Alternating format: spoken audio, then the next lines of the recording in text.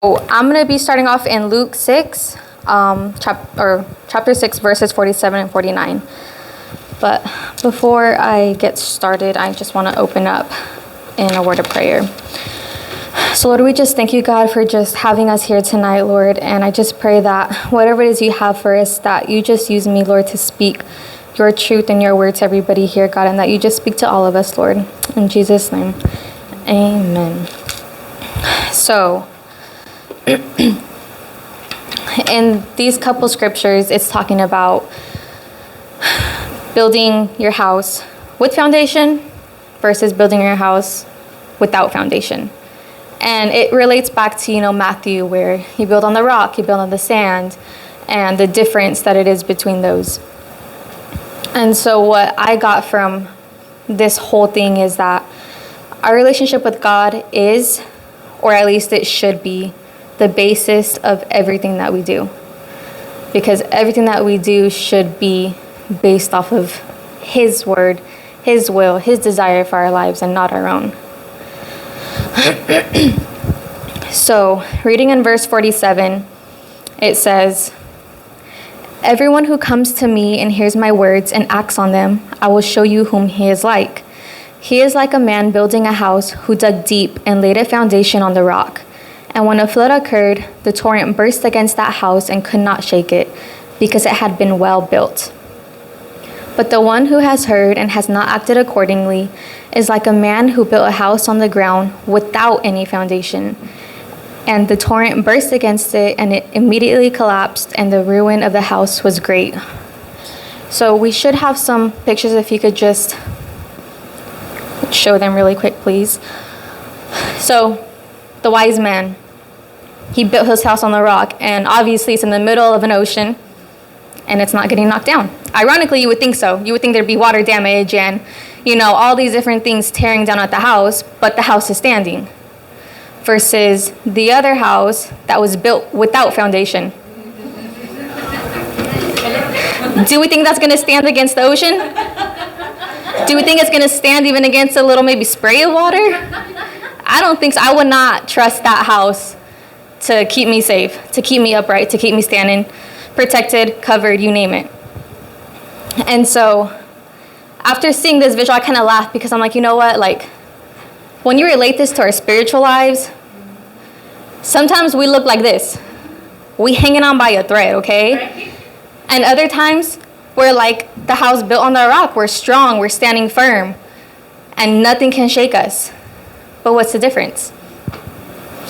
The firm foundation is God, and the ground is our relationship with Him. If my relationship with Him is weak, it's iffy, or it's completely non-existent, I will crumble and I will fall at any sight of hardship. Anything that comes my way is going to knock me over, knock me flat on my butt, and I'm going to be fruitless. Because my relationship with God is going to show me, it's going to prove to me if I'm producing fruit or if I'm fruitless. And if I'm fruitless, I'm useless to the kingdom of God, right? Because God asks us to produce fruit. God asks us to do these things for Him, to bring in people, to bring people to Him. Not to me, not to the church, but to Christ. And if I look like this, I ain't bringing nobody because I can barely bring myself, right? I'm hanging on by a thread, let alone trying to bring someone else and hey, you need Jesus. And they're looking at me like, yeah, you need Jesus too. And so it's like our relationship, if we're not building on God, we're building on nothing. If I'm not in His word, building on Him, well, then what am I building on? I'm building on my flesh, my desires, my hopes, my aspirations. And where does that get me? Probably nowhere. Probably stuck in my own cycle of, I'm trying to fulfill what I want. My needs, my wants, me. And if it's me, it's not about God. And then I'm useless to Him. And so, in John 15:5, it says, Oh, not that one. Give me a second. Okay. It says, I am the vine, you are the branches. He who abides in me and I in him, he bears much fruit. For apart from me, you can do nothing. Right? If we are not building on him, we are building on nothing. Because without God, we are nothing. All we have is ourselves. And ourselves isn't very stable. Ourselves isn't very strong. We see what we can get ourselves into. I mean, we all weren't saved before we came to Christ, right? We all had to come to Christ. We all know what we are like without Christ.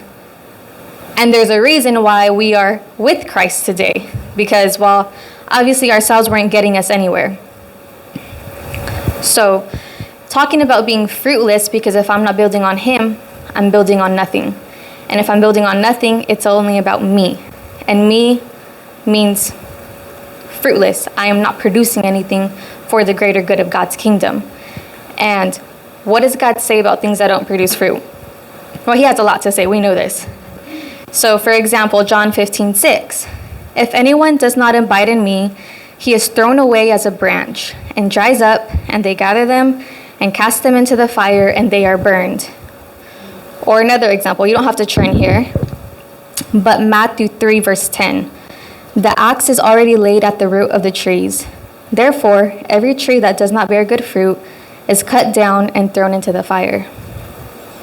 That's a whole lot of cutting and a whole lot of fire for things that don't produce fruit. And so, if we know that these are the consequences of not producing the fruit, of not being useful to the kingdom of God, we're going to be completely useless, because obviously he's like, you know what, like, you just aren't willing, you just aren't doing anything, right? So then in a season of fruitlessness, we have to ask ourselves a question. So we have to ask ourselves, okay, let me check my heart, let me check my motives, let me check all these things. So, is this season of fruitlessness my own doing? So meaning, where's my relationship with God? Am I pursuing my own desires? Am I making it about me, instead of, okay, God, where do you want me to do? Or where do you want me to go? What do you want me to do? Or is this God pruning me? Because we all know during pruning seasons, those plants don't produce fruit, but for a very different reason. And because in a fruitless season, for example, if it's your own doing, I am coming out of a fruitless season. But it was not because God was pruning me. It was because of myself. I was in a season of my own desires, my own wants. Like, yeah, I still came to church. Like, I never stopped believing. I never stopped wanting the things of God. But somehow they took a back burner to my own desires, my own life, my own wants, to everything I had going on. Well, God, I can't read because my child is running around crazy, crying, constantly wanting my attention. I can't pray because she's always over here and, like, always finding excuses. I can't do this. Oh, well, I don't have a babysitter that day. Or I can't go to that because of this. Like, I was putting my own stuff over what God was asking of me. So my heart wasn't really for his kingdom. It was for my own. I wanted to build my own kingdom, and that got me nowhere. What do I have to show for that? Nothing. It's empty. I don't have anything coming from that. Right? Because I was building something on nothing. My relationship with God looked like that little twigs holding up the house. Here I am saying, ooh, I want this. Ooh, I want that. Who's holding it up? Me. And you see how weak those things are? Yes, it was me holding it up. And it's not going to stand. One thing came, boom, knocked it all over. And where am I at? Flat on my face. Well, that didn't work. Okay, let me try again. Right? We don't learn sometimes. You know, we some of us are a little more stubborn Some of us try to play a little more naive, like, oh, that wasn't because God didn't want that. And he's looking at me like, yeah, okay. Let's see how many times it takes to get knocked down before you finally realize, like, hey, come build your house over here. Okay, it's more stable over here. And so the thing is that people can get really scared in these seasons of fruitlessness. Even if it's your own doing, even if it's me doing it, even if it's my fault that I'm in this season, we can get scared because, oh God, he says he's going to chop me down, throw me in the fire, and I'm done for, right? But God is not like, oh my God, you're not producing fruit, get out, you're done, you're going to hell. Like, no, God is graceful, God is merciful. He gives us too many chances, honestly. But that's because he loves us and he wants the best for us. Now that's up to us to actually take those chances, because there is a time where God is like, you know what? You just don't want it. I will step away. Like, obviously you're not wanting what I'm giving you. So yes, I'll take a step back. Because in John 15:2, it says, every branch in me that does not bear fruit, he takes away. And every branch that bears fruit, he prunes it so that it may bear more fruit. Or another example, if you want to turn there, will be Luke 13:7 and 9. It says, and he said to the vineyard keeper, behold, for 3 years I have come looking for fruit on this fig tree without finding any. Cut it down. Why does it even use up the ground? And he answered and said to him, let it alone, sir, for this year too, until I dig around it and put in fertilizer, and if it bears fruit next year, fine, but if not, cut it down.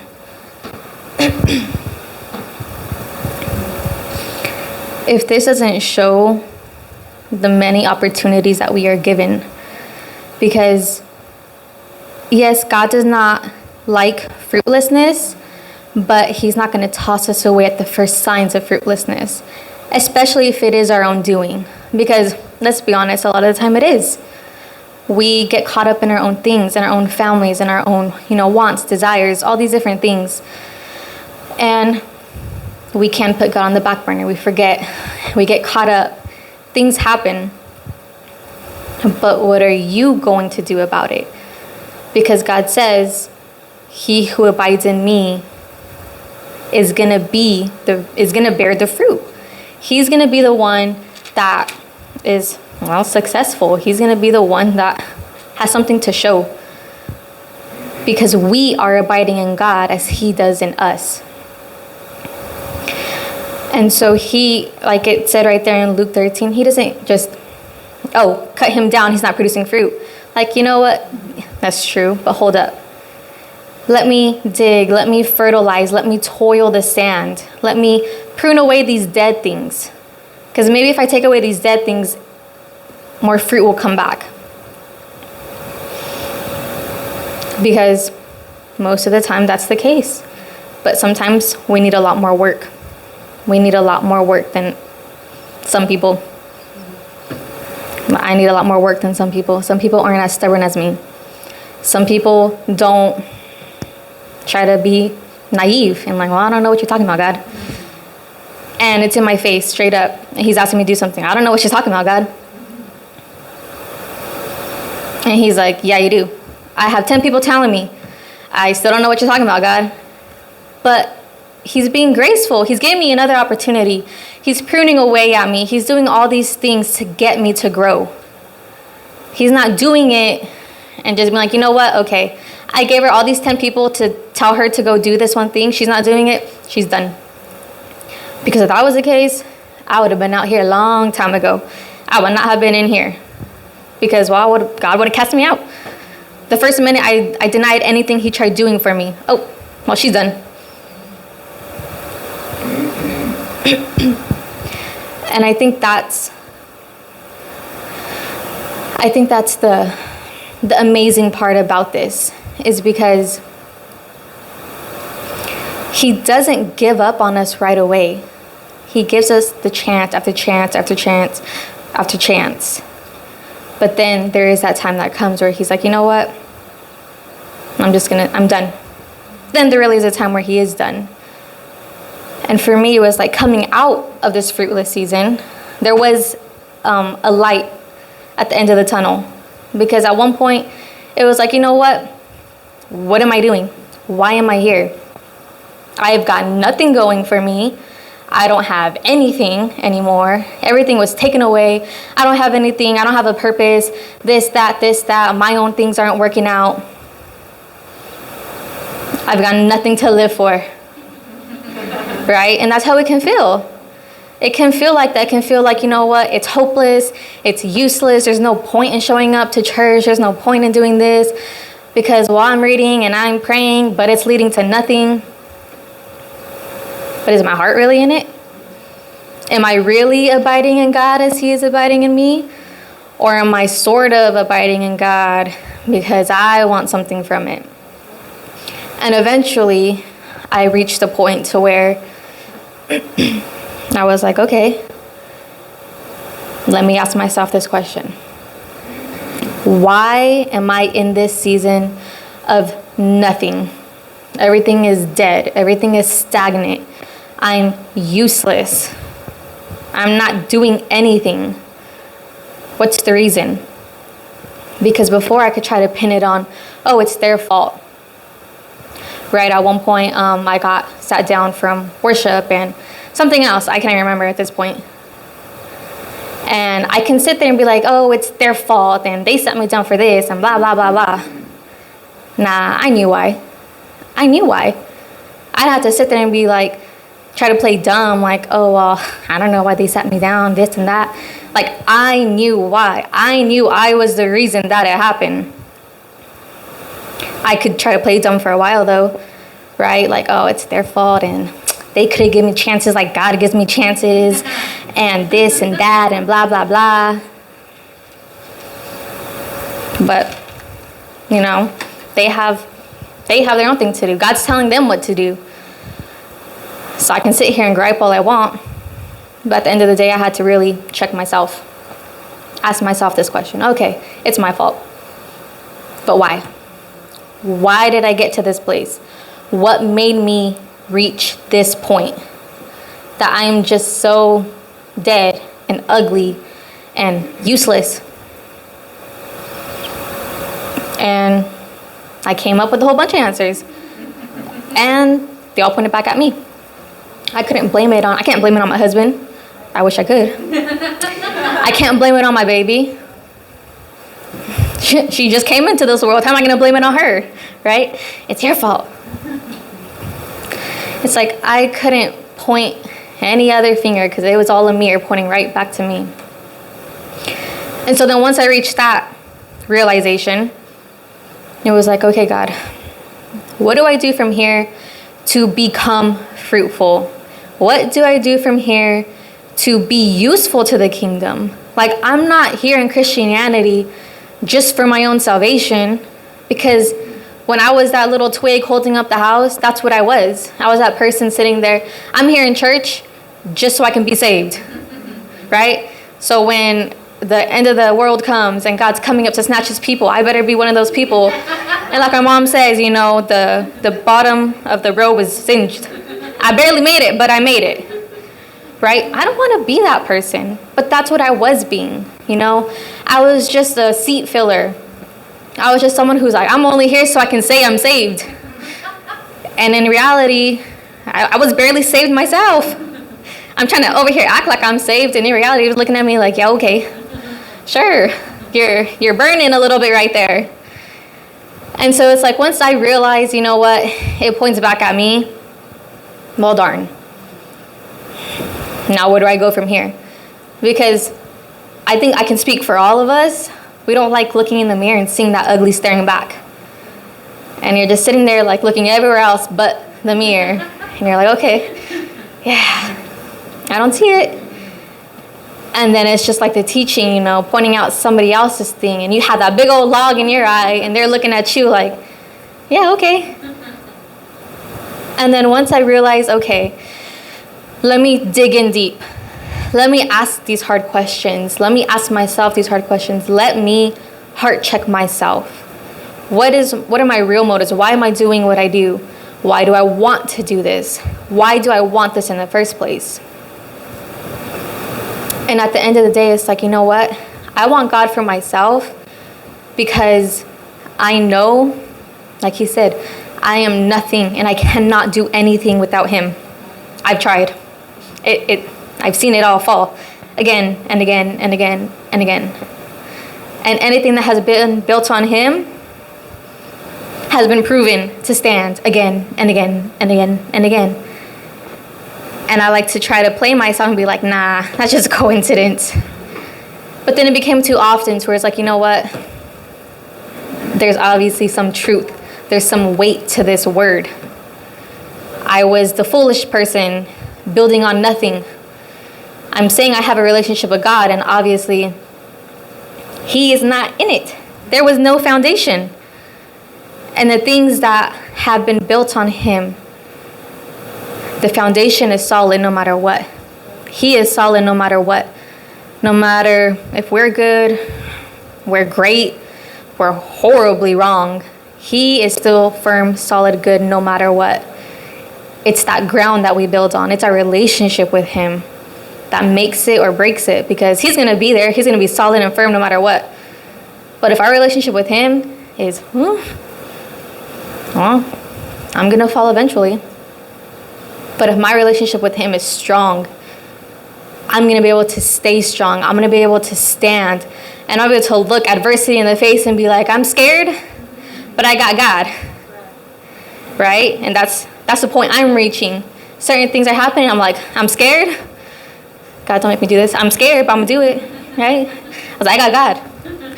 And I feel like, like a little girl hiding behind their dads, right? And they're peeking out like, yeah, I got God on my side. What you going to do? Right? And you see, right? You see the little girls and how they just love their dads. They know their dads are protection. They know their dads are going to keep them safe. I know that, but I'm still terrified. And I'm that little girl looking like around God. Like, yeah, what are you going to do? What are you going to do? And it's all the time I'm sitting back here like, I'm scared. Like, God, don't make me do this. And it's like coming to that place, it's like I've seen a journey. I've seen myself be in a place that was completely all my fault. I led myself into the dry desert like the Israelites and just wandering around for 40 years with nothing. And then coming and asking myself those hard questions, asking those, like, okay, this and that, and looking at myself and realizing all these different things, and you're like, I really don't want to know that, but okay, well, what do I do now? Okay, well, abide in me as I abide in you. He tended to me. He still cared for me. He still fertilized the ground. He was still pruning away at me, even though I didn't know he was still pruning away at me. And because he did not just give up at the first sign of me being fruitless, is why I'm right here today. It's why I'm coming out of where I was. But not only because he didn't give up, but because I realized, okay, you haven't given up on me. Let me return that favor. Let me abide in you as you have abided in me. You have poured into me.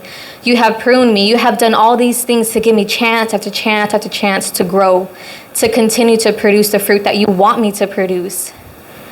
So I take the opportunity. I want to take the opportunity, and I'm starting to take the opportunity to grow at the chances that he's given me, at the pruning that he's doing in certain areas, learning the do's, learning the don'ts, what's good, what's bad, what I should and shouldn't do, like learning all these different things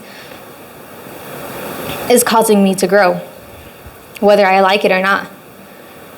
But the difference is I want it this time.